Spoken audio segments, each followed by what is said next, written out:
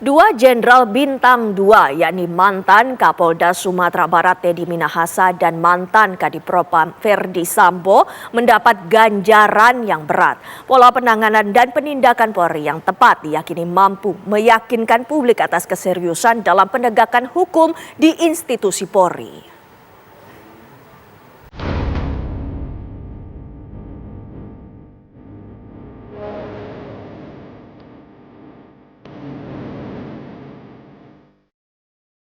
Vonis hukuman mati mantan Kadif Propam Ferdy Sambo dan vonis hukuman penjara seumur hidup mantan Kapolda Sumatera Barat Teddy Minahasa menjadi momentum memulihkan kepercayaan publik terhadap Polri. Pengamat hukum pidana Nasrullah menilai kasus Jenderal Bintang 2 Polri Ferdy Sambo akan memakan waktu yang lama hingga pada penentuan eksekusi mati. Dia baru ajukan PK. Setelah PK, dia nggak buru-buru ajukan gerasi. Setelah PK selesai, begitu ada upaya mau pelaksanaan pidana mati, baru diajukan gerasi. Itu akan lama itu prosesnya.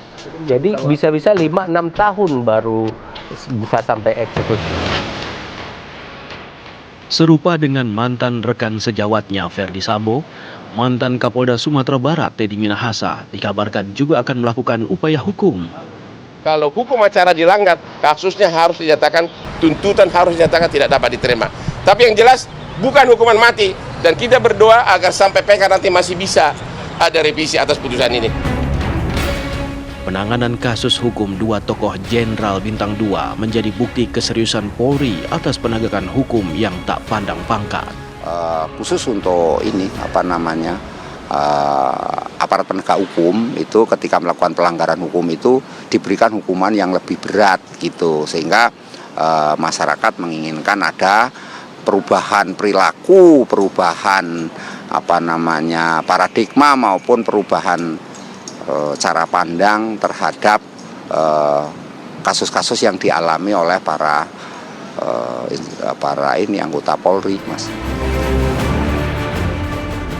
Langkah tegas Kapolri dengan tidak melakukan intervensi saat proses penyelidikan menghasilkan persidangan kasus yang transparan dan apa adanya.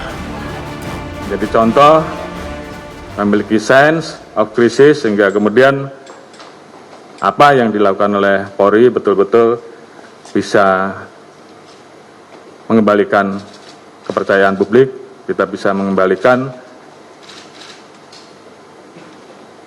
apa yang menjadi harapan kita menjadi Polri yang dekat dan dicintai masyarakat.